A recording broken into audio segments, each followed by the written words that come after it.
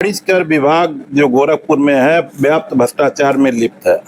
ये खुलेआम व्यापारियों का उत्पीड़न कर रहे हैं, गलत तरीके से नोटिस देते हैं, गलत तरीके से गाड़ियों को रोकते हैं, गलत तरीके से एसआईबी रेड पड़ती है, व्यापारियों का खुलेआम शोषण होता है। सबसे अधिक ताज्जुब की बात है, यहाँ गोरखपुर जोन के अधिकारी यहाँ बैठते हैं, उनके रहते हुए इस तरह का उत्पीड़न होता है। बहुत सोचनीय बिंदु है। मुख्यमंत्री सिटी है, इनको यहाँ तक का डर नहीं है कि हम मुख्यमंत्री सिटी में रह रहे हैं और मुख्यमंत्री जी इतने सख्त हैं, बावजूद इनको डर नहीं है।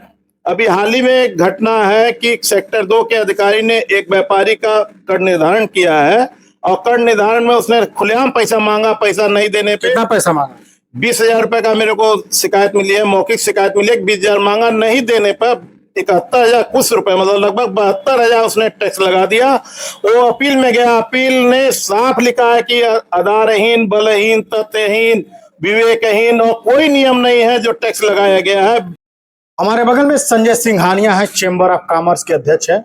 इन्होंने मुख्यमंत्री योगी आदित्यनाथ से मिलकर लिखित शिकायत की है कि गोरखपुर में जीएसटी विभाग के बड़े अधिकारी जो है व्यापारियों को प्रताड़ित कर रहे हैं, पैसे की वसूली कर रहे हैं, पैसा नहीं मिल रहा है, उल्टा पुल्टा टैक्स लगा दे रहे हैं। उसके बाद जांच में ये पाया जा रहा है कि व्यापारी अपने जगह पे सही है। इसके पूर्व में लोकसभा चुनाव के बाद ये आवाज उठी थी कि प्रदेश में अधिकारियों की मनमानी कर रहे हैं, जनता की नहीं सुनते हैं। कुछ ऐसा ही आरोप संजय सिंघानिया ने लगाया है गोरखपुर के जीएसटी विभाग के अधिकारी पे। क्या सच्चाई है, क्या घटना हुई थी?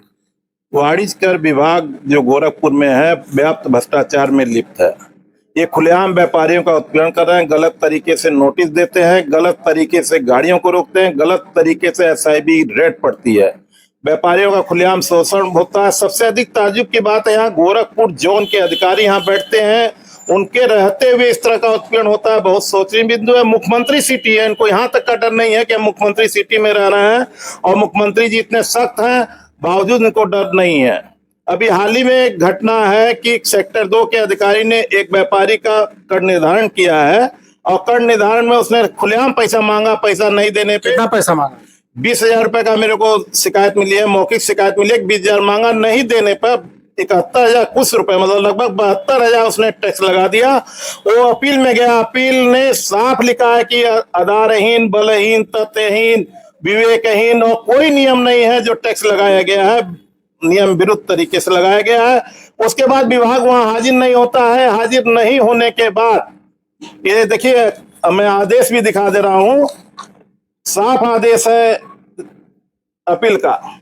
अपील का साफ आदेश है कि अधिकारी ने जो किया है गलत किया है और नियम नहीं है, नियम के विरुद्ध जाकर व्यापारी को टैक्स लगाया। तत्काल इसको वापस करने का आदेश उन्होंने संबंधित अधिकारी को दिया। अधिकारी घबरा गए, अधिकारी भ्रष्ट अधिकारियों में खलबली मच गई और उन्होंने अनान फनान में व्यापारी के ऊपर ट्रिब्यूनल कर दिया। ट्रिब्यूनल में तब व्यापारी हाजिर हुआ। हाजिर के बाद ट्रिब्यूनल ने भी लिखा कि नहीं, जो निचली अपील ने आदेश दिया वह सही है, तुम गलत हो। उनकी अपील को खारिज कर दिया। कौन है अधिकारी?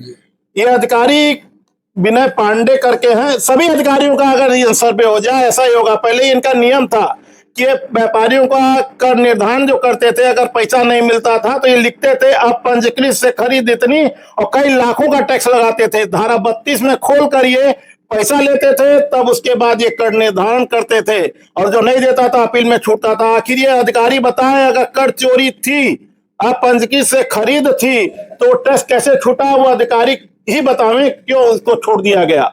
तो क्या दुकान पे आते थे, मौके पे कैमरे लगे होते थे, जांच करते होंगे, दस्तावेज देखते होंगे? नहीं, एसआईबी जांच वाले तो इस समय महागुंडई पे उतारू हैं। व्यापारियों को चोट चाई समझ लिया है। सिंगल व्यापारी होता है, 3 कर्मचारी होते हैं, इस तरह घेर लिया जाता है कि व्यापारी हमारा सबसे बड़ा डकैत है और वहां पहुंच के उसके कुर्सी पे कब्जा कर लिया जाता है और पुलिस फोर्स ला के पूरा इस तरह से समाचार प्रकाशित करके भय प्रांत किया जाता है कि व्यापारी व्यापार करने से भाग जाए। कई उद्योग यहाँ बंद हो रहे हैं, कई व्यापारी व्यापार छोड़ रहे हैं। इस आतंक जो इस समय एसआईबी ग्रेड का डीसी है वर्मा जी, वर्मा जी की वजह से जो है व्यापार बंद हो रहा है। जी जी, देखिए गीड़ा में जो अपने तुलसियान जी थे उन्होंने बंद करके भाग गए।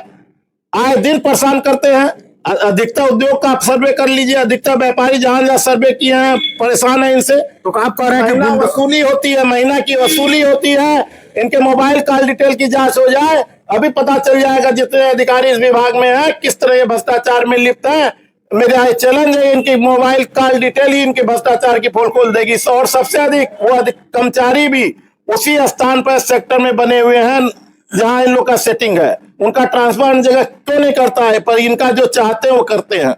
तो आप कह रहे हैं कि तमाम गुंडों को लेके आते, माफियाओं को लेके। गुंडों से बदतर है, गुंडा आएगा हमारा लूट पाट के चला जाएगा, उसके बाद ये अनाप शनाप पेपरों में लिखाते हैं हमारे व्यापारी के बारे में 50 लाख की चोरी पकड़ ली गई, इतने की चोरी पकड़ ली गई। जितना ये पेपर में लिखा है, एक भी साबुत दे दे, मैं सर कलम कराने को तैयार हूं इस अधिकारी के।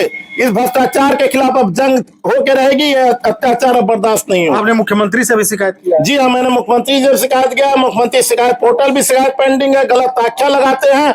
यहाँ तक एक और मेरे पास शिकायत है कि गोरखपुर रेलवे स्टेशन से दिल्ली से माल आता है 1826 नग, इनके अधिकारी उसको कब्जे में लेते हैं और बाद में 1026 नग उसको दिखाया जाता है। 800 कुछ नग हजम कर गया, जिसकी शिकायत की गई, गलत आख्या लगा के दबा दी गई है। 800 नग को पचा गए, जो कि कई करोड़ों का सामान था।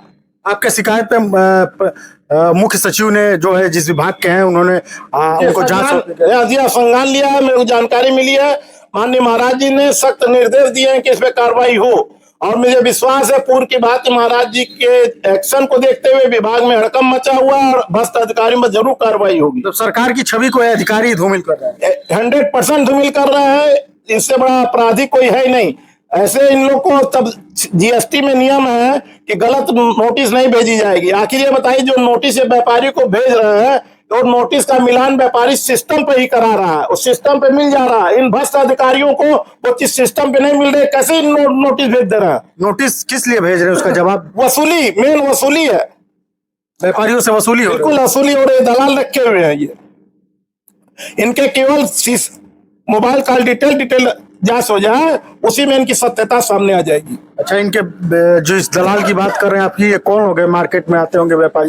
सादे हैं, सब दिन भर घूमते हैं, इनके विभाग में डेरा डला हुआ है। सचल दल का ये काम है कि अगर एक ऑर्डर हो रखा है सीबीएसई का, क्या तारीख, 1 मिनट, सचल दल आए दिन व्यापारियों को परेशान कर रहा है। सीबीसीआई ने एक आदेश जारी किया है, उनका पत्रांश संख्या 64 दिनांक 14/9/2019। इसमें स्पष्ट निर्देश है कि अगर गाड़ी के पास बिल और ईबे बिल है तो गाड़ी नहीं रोक सकते हैं। बावजूद ये गाड़ी रोक के जबरन पैसा जमा कराते हैं और कहते हैं मैं अपील में छुड़ा दूंगा, अवैध वसूली अलग करते हैं। कौन करता है? ये सचल दल अधिकारी। देखिए अपील में कितना मामला पेंडिंग है। व्यापारी व्यापार करेगा कि अपील और ट्रिब्यूनल और हाईकोर्ट और सुप्रीम कोर्ट दौड़ेगा? तो ये संजय सिंघानिया थे, गोरखपुर के जीएसटी विभाग के जो अधिकारी हैं, उन पर बड़ा गंभीर आरोप लगाया है। इन्होंने मुख्यमंत्री से लिखित शिकायत की है, जिसकी जांच भी मुख्यमंत्री ने सचिव स्तर से करा रहे हैं। और इनका साफ कहना है कि व्यापारियों का उत्पीड़न होता है, ये गुंडों के तरह आते हैं, वसूली करते हैं और जबरदस्ती पैसा वसूलते हैं। इनके दलाल जो है विभागों में घूमते रहते हैं। ऐसा गंभीर आरोप व्यापारी नेता संजय सिंघानिया लगा रहे हैं। मुख्यमंत्री का जिला रजिस्टर का भ्रष्टाचार अगर अधिकारी कर रहे हैं तो जांच का विषय है।